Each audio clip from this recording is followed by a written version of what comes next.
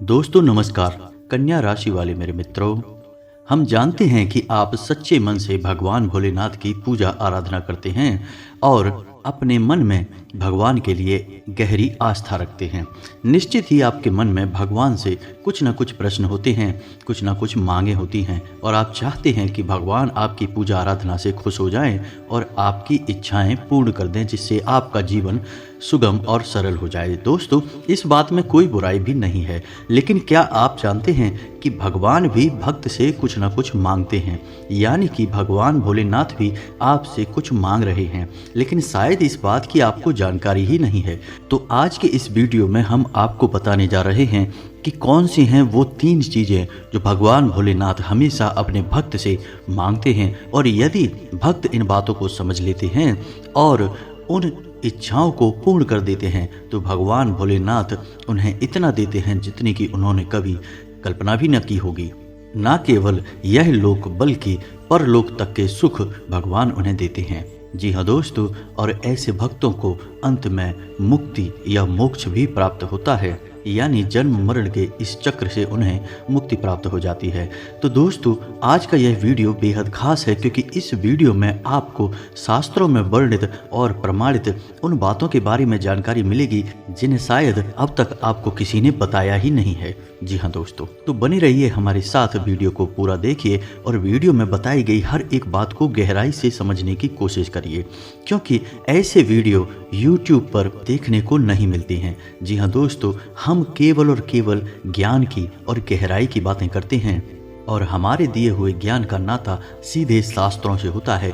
हम अपने मन से बनाई हुई कोरी कल्पनाएं किसी के सामने बखान नहीं करते हैं। जो भी है स्पष्ट है और शुद्ध है, क्योंकि हम स्वयं भी माँ भद्रकाली के भक्त हैं, तो हम नहीं चाहते कि हमारे द्वारा ज्ञान के नाम पर प्रपंच समाज में फैले और लोगों की मानसिकताएं दूषित हो जाएं।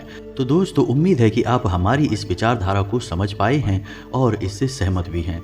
तो चलिए दोस्तों, वीडियो की शुरुआत करते हैं, लेकिन आपसे एक निवेदन है कि कमेंट में पूरे भक्ति भाव के साथ जय माँ भद्रकाली लिखना ना भूलें। माता आपका कल्याण करेंगी, माँ का सीधा आशीर्वाद आपको प्राप्त हो जाएगा। जी हाँ दोस्तों, और यदि चैनल पर पहली बार आए हैं तो सब्सक्राइब करके बेल आइकन को दबाना बिल्कुल भी ना भूलें। हमारा मनोबल बढ़ता है और हमें बहुत अच्छा लगता है। तो चलिए दोस्तों, वीडियो की शुरुआत करते हैं। कौन सी हैं वो 3 चीज़ें जो भगवान भोलेनाथ अपने भक्त से हमेशा चाहते हैं कि उनका भक्त इन 3 चीज़ों को भगवान को समर्पित करे। वैसे तो भगवान भोलेनाथ हैं, यानी कि बहुत ही भोले हैं, एक लोटा जल से ही खुश हो जाते हैं, ज़्यादा कुछ करने की आवश्यकता नहीं होती है। फिर भी यदि आप भक्ति के एक ऊंचे स्तर को प्राप्त करना चाहते हैं, यानी कि ज्ञान की गहराई में डूबना चाहते हैं, तो फिर आपको हर छोटी बड़ी बात का ज्ञान होना बहुत आवश्यक है। जी हाँ दोस्तों, क्योंकि हमारे द्वारा किए गए कार्यों में जितनी शुद्धता होगी उतनी ही जल्दी हम सकारात्मक ऊर्जा को अपनी ओर आकर्षित करेंगे। अब आपको यहाँ समझना यह है कि भगवान कोई इंसान नहीं है। भगवान जिसकी हम पूजा आराधना करते हैं उनके हमेशा 2 रूप होते हैं। आप समझने की कोशिश करिए। जैसे कि हम भगवान भोलेनाथ के मंदिर में जाते हैं और शिवलिंग को जल अर्पित करते हैं, तो हम क्या कहते हैं? हम भगवान भोलेनाथ की पूजा आराधना उनके लिंग स्वरूप में कर रहे हैं।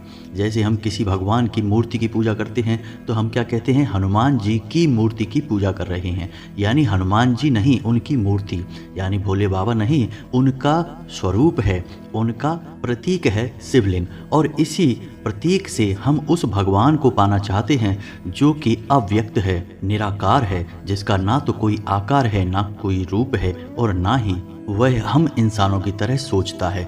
तो फिर भगवान असल में है क्या? मन में एक यह प्रश्न उठना स्वाभाविक सी बात है।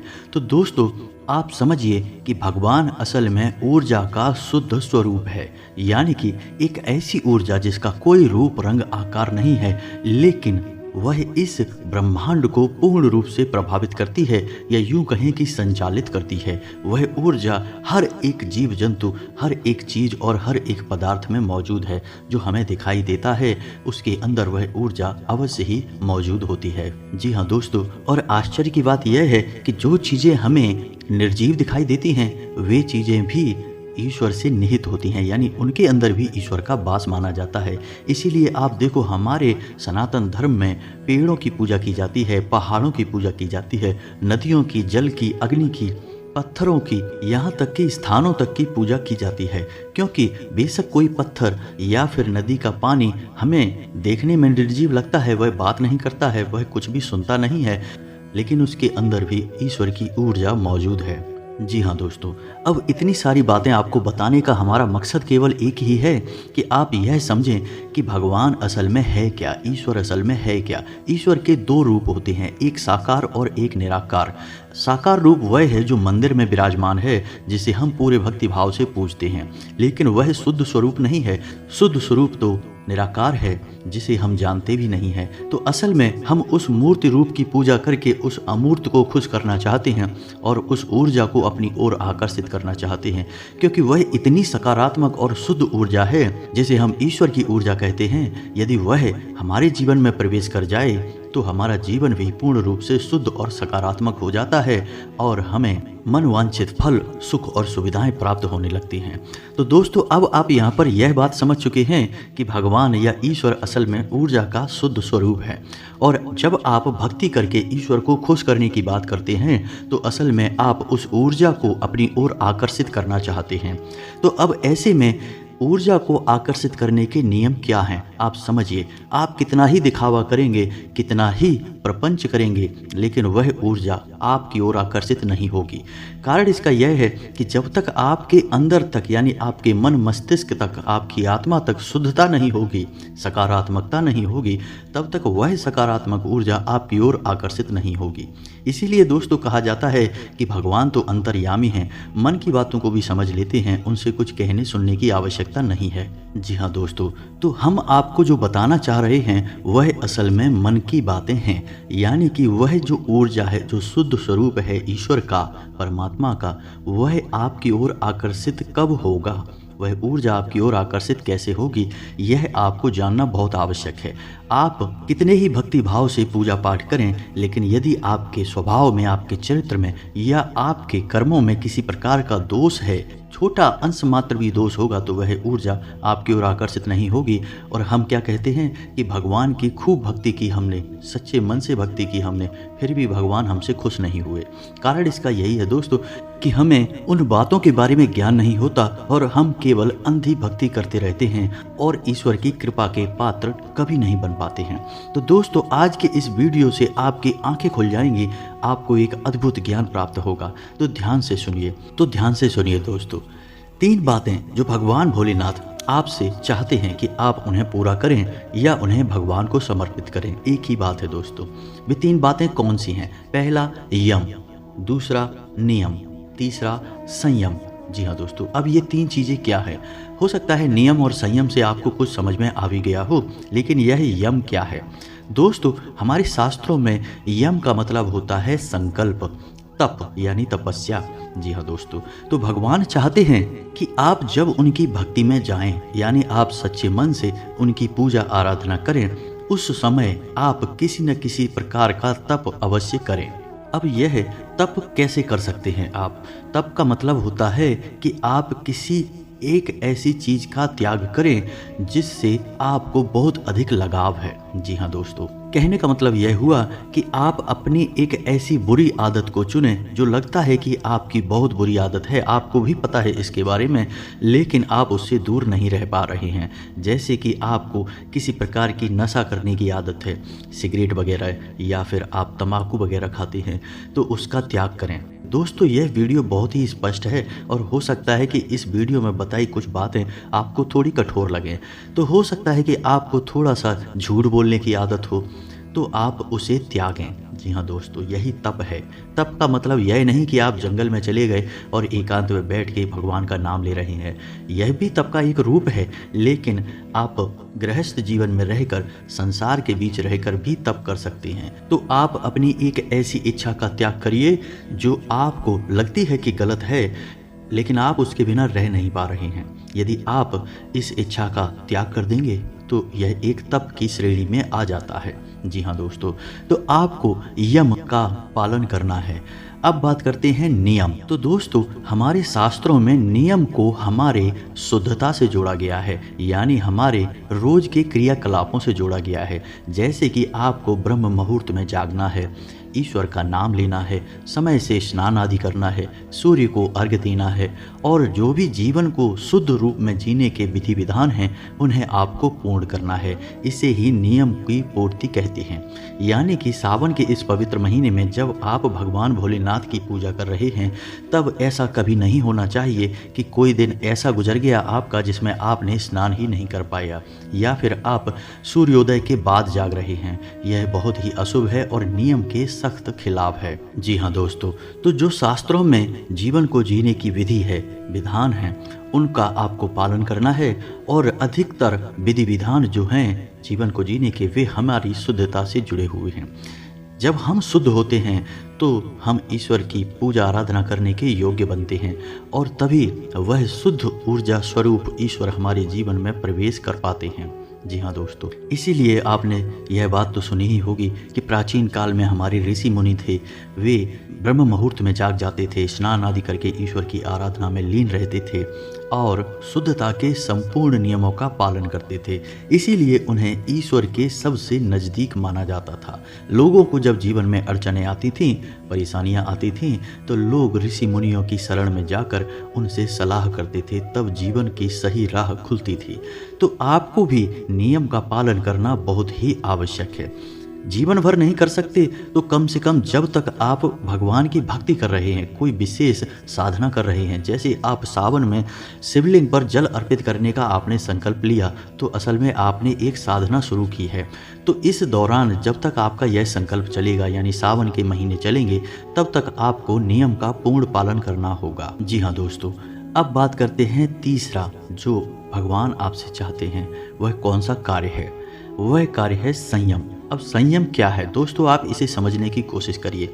जब आपको गुस्सा आ रहा है, आपने गुस्सा नहीं किया। जब आपको कुछ विशेष खाने का मन है और आप जानते हैं कि यह ठीक नहीं है, जैसे कि नॉन वेज वगैरह या फिर अत्यधिक तीखा, मसालेदार, लहसुन प्याज युक्त भोजन आपको खाने का मन है लेकिन आपने नहीं खाया, तो इसे कहते हैं संयम। ब्रह्मचर्य का आपने पालन किया। दोस्तों, आप याद रखना कि सनातन धर्म में आप किसी भी प्रकार की साधना कर लें, चाहे वह छोटी से छोटी साधना हो और बड़ी से बड़ी प्रचंड साधनाएं क्यों ना हो, हर एक साधना की पहली मांग ही ब्रह्मचर्य होता है। तो आपको ब्रह्मचर्य का पालन करना होगा, संयमित जीवन जीना होगा। जी हाँ दोस्तों, और संयम का एक सबसे शुद्ध स्वरूप जो है, उसे हम कह सकते हैं कि हमारे मन में ही गलत विचारों को हम रोक दें। ऐसा नहीं है कि हमारे मन में गलत विचार आए ही ना, यह बात कहना गलत होगा। इंसान होने के नाते हमारे मन में कई प्रकार के विचार आते हैं, कुछ अच्छे और कुछ बुरे। तो जो हमारे मन में गलत विचार आए तो हम उन्हें छेड़ें ही ना, बस उन्हें हम जहाँ के तहाँ रोक दें और उसके बाद हम उन विचारों पर मनन ना करें और हम ईश्वर की भक्ति में लीन रहें, ईश्वर का नाम लेते रहें, जिससे हमारा चित्त शांत और शुद्ध रहता है। ऐसे में आप संयम का पूर्ण पालन कर रहे हैं। तो जब आप संयम का पूर्ण पालन करेंगे तो आपका चित्त शांत और शुद्ध रहेगा और सकारात्मक ऊर्जा बढ़ने लगेगी आपके मन में, आपके आसपास के वातावरण में। दोस्तों, विज्ञान भी अब इस बात को मानता है कि हर एक इंसान के शरीर के आसपास एक ऊर्जा क्षेत्र होता है, जिसे इलेक्ट्रोमैग्नेटिक यानी विद्युत चुंबकीय क्षेत्र कहा जाता है। और हमारा आध्यात्म इसे बहुत पहले से मानता चला आ रहा है कि इंसान के शरीर के आसपास ऊर्जा का एक क्षेत्र होता है। तो जब इंसान की विचारधारा किसी प्रकार से अशुद्ध हो जाती है, सही नहीं होती है, तो यह ऊर्जा क्षेत्र भी प्रदूषित हो जाता है और सिकुड़कर छोटा हो जाता है। ऐसे में इंसान का जीवन बड़ा कठिन हो जाता है, उसे जीवन में तमाम छोटी बड़ी परेशानियां घेरे रखती हैं और उसके विचार हमेशा नकारात्मक ही रहते हैं। जी हाँ दोस्तों, और जब इंसान यम, नियम और संयम का पूर्ण पालन करता है, ईश्वर का नाम लेता है, तो वह अपने इस ऊर्जा के क्षेत्र को बहुत शुद्ध कर लेता है, और जैसे जैसे यह ऊर्जा का क्षेत्र शुद्ध होता जाएगा, यह बड़ा होता चला जाएगा। जी हाँ दोस्तों, और ईश्वर की उस शुद्ध सकारात्मक सर्वोपरि ऊर्जा को अपनी ओर आकर्षित करने लगेगा। तभी हम कहते हैं कि भगवान का आशीर्वाद प्राप्त होने लगा है, किस्मत खुलने लगी है, भाग्य साथ देने लगा है। अब हर काम को करें उसमें सफलता प्राप्त हो जाती है, मिट्टी को भी छू लें तो सोना बन जाता है। जी हाँ दोस्तों, यह सब तभी संभव है जब हम अपने जीवन में और अपने स्वयं के ऊपर कार्य करें। तब केवल भगवान का नाम ले लेने से, एक बार मंदिर हो आने से और महंगी महंगी चीज़ें भगवान को अर्पित कर देने से भगवान खुश नहीं हो जाते। याद रखें, भगवान कोई इंसान नहीं है जिन्हें हम खुश कर सकते हैं। हमारी इतनी ताकत कहाँ, यानी इंसान की इतनी शक्ति कहाँ कि वह भगवान को खुश कर दे या भगवान को दुखी कर दे। यह तो बिल्कुल वैसा ही होगा दोस्तों कि कोई आपसे कह रहा है कि एक दीपक जलाइए और सूरज को रोशन कर देंगे, और दीपक बुझ गया तो सूरज भी बुझ जाएगा। क्या ऐसा संभव है? जी नहीं दोस्तों। तो भगवान बहुत बड़ी चीज़ है, बहुत विशाल है, हमारी सोच से बाहर की एक महाशक्ति है। हम इनके बारे में कभी समझ नहीं सकते हैं, लेकिन हमारे शास्त्र जो कहते हैं उनके अनुसार हम कुछ कुछ भगवान का अनुमान तो लगा ही सकते हैं। तो दोस्तों, आज के इस वीडियो में हमने आपको जो जानकारी दी है, उस जानकारी का यदि आप अपने जीवन में उपयोग करते हैं तो आपका जीवन पूर्ण रूप से बदल जाएगा, इस बात की हम गारंटी देते हैं। लेकिन जाते जाते दोस्तों, आपको एक बात अवश्य कहना चाहेंगे कि चमत्कार रातों रात नहीं होते हैं। आप यदि अपने जीवन में यह उम्मीद लगाकर बैठे हैं कि आज आप कुछ करेंगे और कल से आपका जीवन बदल जाएगा, तो यह संभव नहीं है दोस्तों। रातों रात कुछ भी नहीं होता है, समय अवश्य लगता ही है। जी हाँ दोस्तों, आप किसी भी पौधे की कितनी ही सेवा कर लें, कितना ही अच्छा खाद बीज डाल दें, वह पौधा तुरंत बड़ा होकर फल नहीं देने लगेगा। प्रकृति के द्वारा तय किए गए सिद्धांतों को पूर्ण करते हुए वह अपना पूरा समय लेगा, तभी वह फलित होगा। तो आपके द्वारा किए गए क्रियाकलाप भी तभी फलित होते हैं जब आप नियमित तौर पर उन्हें लंबे समय तक करते हैं। अब आप इन सब बातों को अपने जीवन में जब अपनाएंगे तो कुछ ही दिनों में, यानी कि 10 दिन लग सकते हैं, 1 महीना लग सकता है, 2 महीना लग सकता है, लेकिन बदलाव आएगा, इस बात की गारंटी है। जी हाँ दोस्तों, तो उम्मीद है कि आपको हमारे द्वारा बताई गई बातें समझ में आ गई होंगी। यदि आपके मन में इन बातों को लेकर किसी प्रकार का कोई प्रश्न है तो आप हमसे कमेंट करके बेफिक्र होकर पूछें। हम आपकी हर एक बात को पढ़ते हैं और उचित प्रश्नों के जवाब देने की भी कोशिश करते हैं। इसी के साथ आज का वीडियो समाप्त करते हैं। कमेंट में पूरे भक्तिभाव के साथ जय माँ भद्रकाली, कृपा करो, ओम नमः शिवाय, कृपा करो भोलेनाथ अवश्य लिखें। भोलेनाथ की, माँ भद्रकाली की आपके ऊपर पूरी कृपा होगी। मिलते हैं अगले ज्ञानवर्धक वीडियो में, तब तक के लिए धन्यवाद।